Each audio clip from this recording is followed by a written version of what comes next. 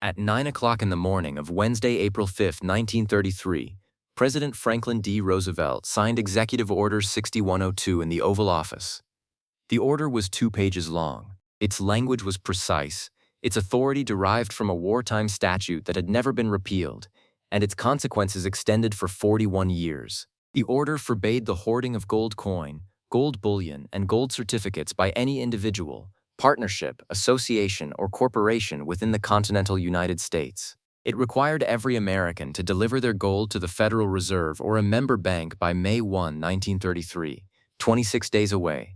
In exchange, the government would pay $20.67 per troy ounce. That was the official price. That was the only price on offer. The penalty for non-compliance was a fine of up to $10,000, the equivalent of roughly $250,000 today, or imprisonment for up to 10 years, or both. Roosevelt had been president for 33 days. The country had been in the grip of the Great Depression for 3.5 years. The banking system had nearly collapsed in February and March.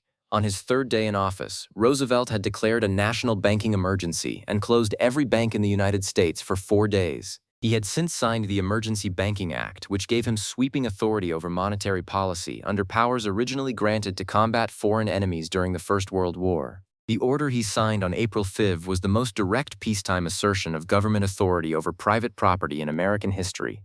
It removed gold from the hands of the American public and placed it in the hands of the state. And within 9 months, the government would revalue that gold at a price that made the transaction retroactively clear in its true purpose. To understand why the Roosevelt administration believed it had no choice, you have to understand the mechanical trap the Federal Reserve had built itself into by 1933. The Federal Reserve Act of 1913 required the Federal Reserve to maintain a gold reserve equal to 40% of all Federal Reserve notes, the paper currency, it issued. In theory, this constraint was designed to maintain confidence in the dollar. In practice, by early 1933, it had become a ceiling on the government's ability to respond to the worst economic crisis in American history. Between 1929 and 1933, the money supply in the United States had contracted by roughly 1/3. Banks had failed. Credit had dried up. Prices had fallen. Unemployment had reached roughly 25%.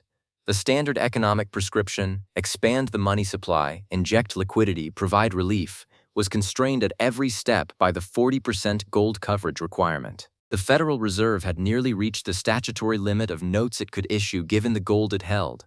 Without more gold, it could not expand the money supply. Without an expanded money supply, it could not stimulate the economy. And Americans were actively making the problem worse.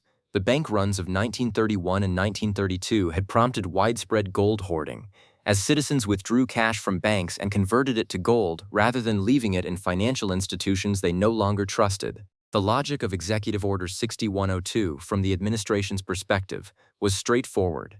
Confiscate the privately held gold, concentrated in the Federal Reserve, satisfy the 40% coverage requirement, and unlock the ability to expand the money supply by whatever amount was needed to fight the Depression. What the order did not explain to the American public, could not explain, without undermining its own rationale, was what would happen to the price of gold once the confiscation was complete. Before we go further, if this kind of history matters to you, consider subscribing to the channel. Every video here is built around the financial decisions that actually changed the world, the crises, the policy failures, the moments when the system revealed what it was designed to protect. If that is the kind of analysis you want to keep watching, the subscribe button is how you tell us. And we want to hear from you. Did you live through one of these turning points? The 2008 collapse? The 70s oil shock? The end of Bretton Woods? Did it change your family's circumstances, your understanding of how money actually works? Leave it in the comments. The most complete record of these events is not in any official report. It is in the people who were paying attention. Now, back to the account. Every American citizen, with narrow exceptions, was required to surrender their gold coins, gold bullion, and gold certificates to a Federal Reserve Bank or member institution by May 1, 1933. The permitted exceptions were limited, up to $100 in gold coins per person, gold used in industry, profession, or art, and gold coins of recognized special value to rare coin collectors. Everything else had to go. The exceptions were precise enough to prevent the most obvious evasion strategies but narrow enough to capture the overwhelming majority of privately held gold. A worker who had been saving double-eagle $20 gold coins throughout the 1920s could keep 5 of them under the $100 limit. Everything beyond that had to be surrendered. The order's language explicitly defined hoarding as the withdrawal and withholding of gold from the recognized and customary channels of trade. By that definition, every American who had moved their gold savings into their home rather than a bank account was a hoarder. Every American who had converted their paper dollars to gold coins after the 1929 crash, as a rational act of wealth preservation, was a hoarder.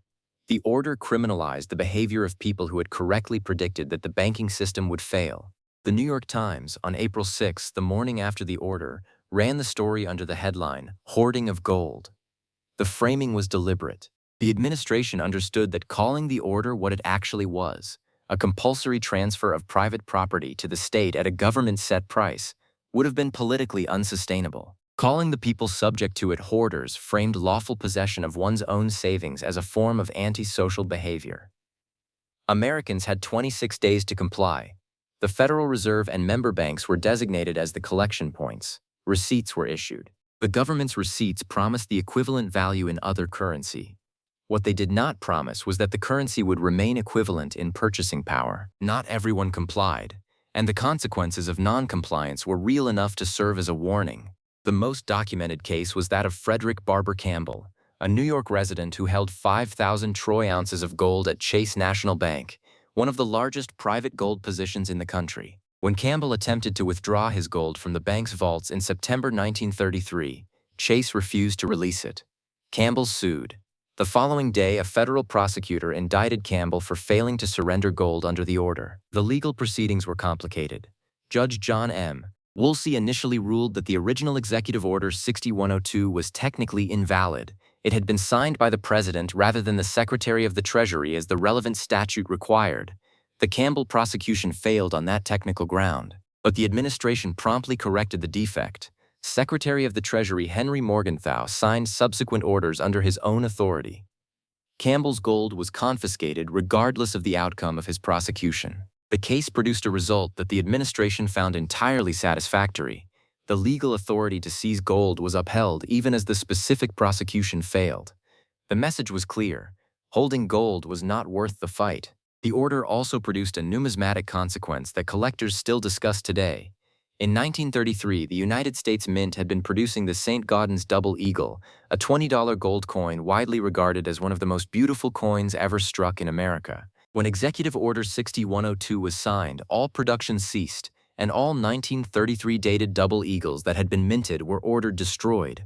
Almost all were, but approximately 20 coins were stolen from the mint before they could be melted. The United States Secret Service has maintained an open warrant for their seizure ever since. One of those stolen coins was legalized after its transfer to a foreign head of state. In 2002, it sold at auction for over $7.5 million, making it one of the most valuable coins in the world. Another example sold in 2021 for $18.9 million. The 1933 Double Eagle exists because a government order ended its production before it could be officially released. It is rare because of a federal law, and it is extraordinarily valuable precisely because the government still considers every other surviving example to be stolen property. The confiscation of gold in April and May 1933 was not the end of the operation. It was the first half. On January 30, 1934, Congress passed the Gold Reserve Act. The act transferred all gold held by the Federal Reserve to the sole ownership of the United States Treasury. It prohibited the Treasury and financial institutions from redeeming dollar bills for gold, and it authorized the President to establish the gold value of the dollar by proclamation. The following day, January 31, 1934, Franklin Roosevelt issued Presidential Proclamation 2072. He changed the statutory price of gold from $20.67 per troy ounce to $35 per troy ounce. In one day, the price of gold, the government's price, the only price that mattered, had risen 69%. The dollar had been devalued by 41% against gold. And because the government now held virtually all the gold in the country, gold it had purchased at $20.67 per ounce just months earlier, the United States Treasury had generated an accounting profit of approximately $2.8 billion overnight. To be precise about what had happened, the government had required Americans to sell their gold at $20.67. The government had then raised the price of that gold to $35.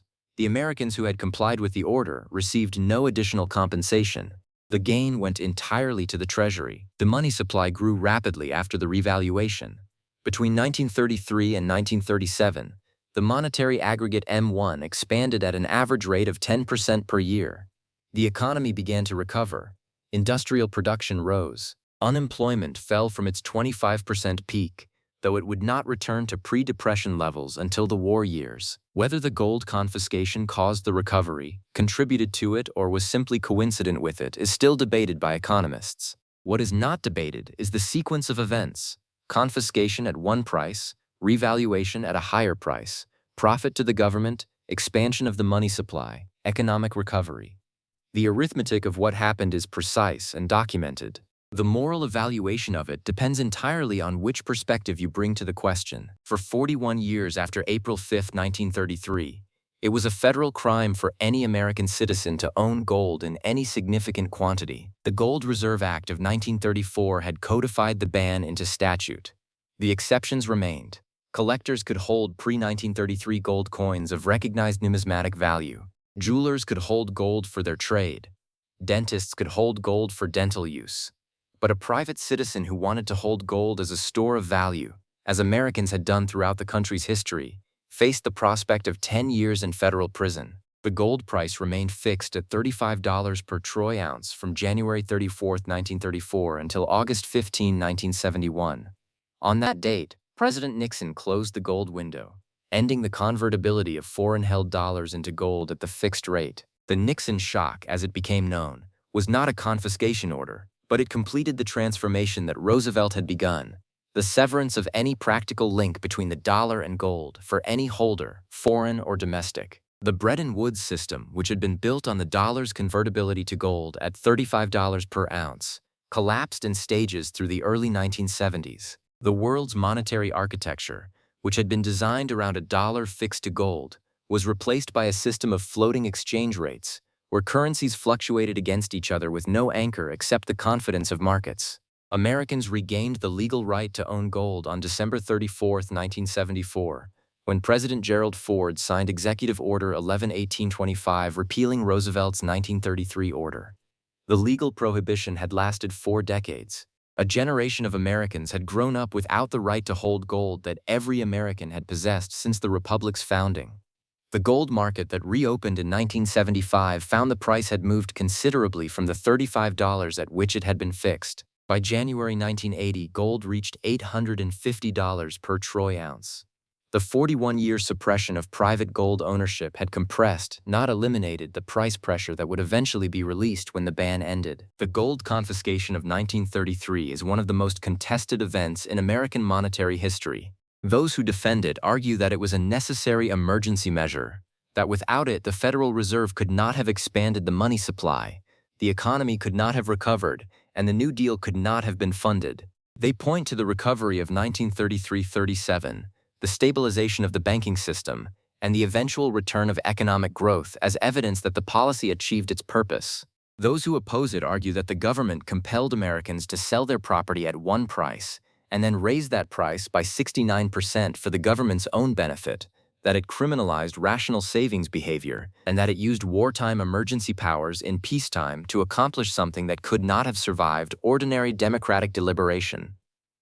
Both arguments contain documented facts. The disagreement is about what those facts mean. What is not contested is the sequence. The government took the gold, raised the price, kept the profit, and prohibited Americans from buying any back for 41 years. The 1933 order also established a precedent whose implications were not lost on subsequent generations. If a government facing economic emergency can compel the surrender of a privately held commodity at a government-set price, then the security of any privately held store of value depends not on its intrinsic properties, but on the political will of the government that issues the currency it is measured in. That precedent was not lost on the people who bought gold when the ban ended in 1975. Between 1975 and January 1980, the gold price rose from $175 to $850, a 386% increase in 5 years. The market was pricing in not just inflation and the collapse of the dollar's gold peg, but the memory of what a government had done to gold holders once before. The question that April 5, 1933 poses to anyone who holds savings, in any form, in any country, in any era, is the same question. Under what conditions can the government change the rules of the monetary system in ways that affect the real value of what you have saved, without your consent, and without restoring the difference? The answer the United States gave in 1933 was, under emergency conditions, using emergency powers in the name of a recovery that could not wait. Whether that answer was right depends on who you were. For the Federal Reserve, which escaped its gold constraint and expanded the money supply, it was a solution. For the Treasury, which generated $2.8 billion in overnight profit, it was a windfall. For the American citizen who surrendered gold at $20.67 and watched the government raise the price to $35, it was something else entirely. If this account has given you a clearer understanding of how financial power actually operates, subscribe to the channel. There are more crises, more decisions, more turning points still to document. And if this period of history connects to something you lived through or something a family member witnessed, the bank runs, the inflation, the austerity, the moment a system everyone trusted stopped working, tell us in the comments. What did they see? What did it cost them? What did they believe afterwards? The official version of these events is always written by the institutions that survived them. The fuller version belongs to the people who did not,